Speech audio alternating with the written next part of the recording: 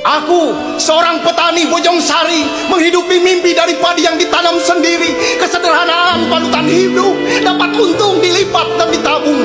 1974, tanah air yang kucinta berumur 29 tahun. Waktu yang muda bagi berdirinya sebuah negara. Lambang Garuda, dasarnya Pancasila, Undang-Undang 45. Merajut banyak peristiwa.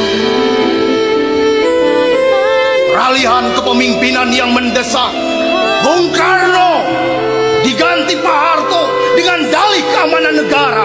Pembantaian 6 jenderal, 1 perwira, 6 jam dalam 1 malam, mati di lubang tak berguna. Tak ada dalam perang Mahabharata, bahkan di sejarah dunia, hanya di sejarah Indonesia.